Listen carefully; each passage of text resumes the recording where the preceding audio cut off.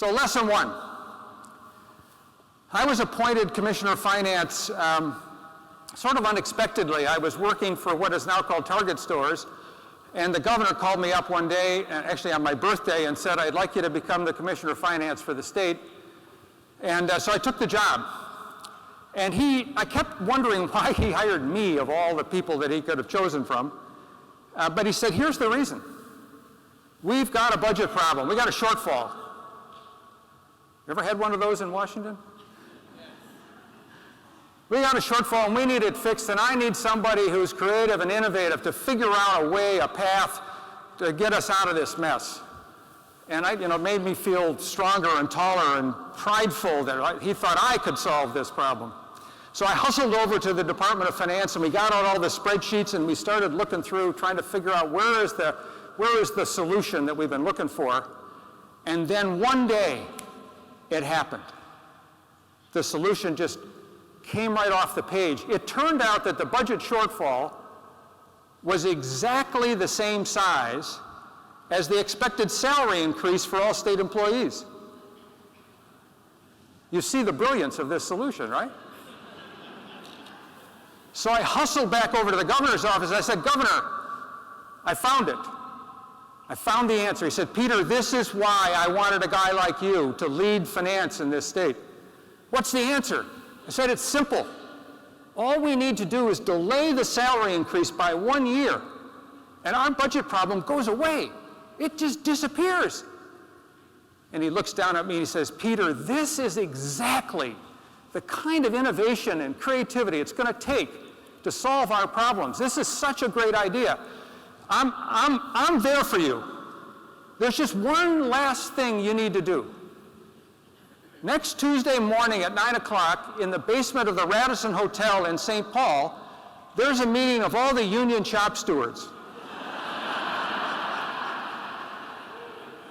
And I'd like for you to go present this brilliant solution to them, because undoubtedly you will win their support as well. Well, I was naive, so I went to that meeting. And to be honest with you, it was a room kind of like this, although a lot smaller.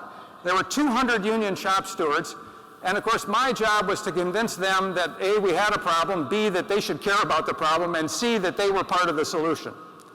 So being a finance guy, I showed up with all kinds of graphs and charts. I had graphs going up and graphs going down and lines crossing and lines not crossing and exploding pie charts. And I got about 5 minutes into this thing, and these two guys, you remind me of them.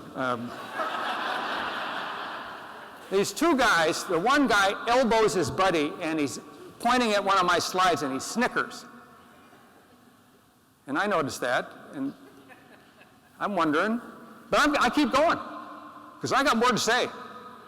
I got more graphs to show. I get to, about 4 more graphs in, the other guy elbows his buddy and he starts snickering.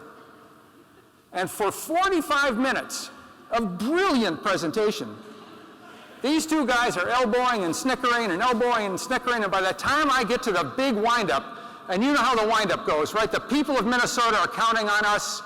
It is in our hands to solve this problem. They need the very best we have to offer. These two guys are howling with laughter. And I, needless to say, was a little bit put off by the whole thing. And so I turned around and I said to these two guys, what the hell's so funny? And the one guy looks up at me and he says, Mr. Commissioner, you don't know what the hell you're talking about. And I wondered how he knew.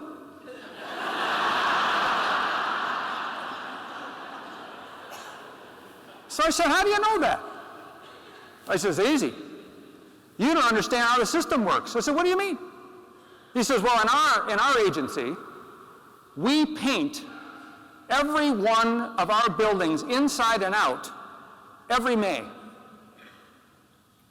I said, you're right, I don't get it. I mean, that's like stupid. He says, you think it's stupid. Imagine what we think. So why the heck would you do this? He says, see, you don't get it. You don't understand. I said, well, enlighten me. He says, May. May is the month before June. June is the last month of the fiscal year. If we have any money left over in our budget in June, the angels of death from your department are going to swoop in, they're going to pick up all that money, and as they fly back to the Treasury, they're going to say to us, if you didn't need that money this year, you certainly aren't going to need it next year. You see, if we do what you say, we're going to get punished. He says, Mr. Commissioner, here's the thing. You can yap all day long, you can show us all the graphs in the world, but this system is set up so that we will do exactly this every year. He says, see, the system is talking to us much louder, much stronger, and much more profoundly than all the words coming from you highfalutin political appointees. And that is lesson number one. Lesson number one is systems produce exactly the result they are designed to produce and none other. You can change the people, you can move people from one office to another, you can reorganize.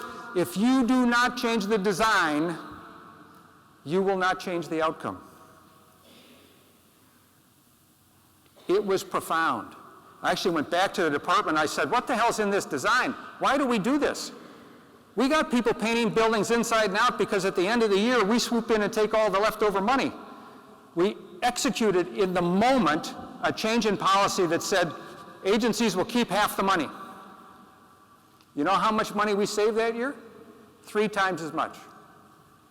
Systems produce exactly the result they are designed to produce and none other.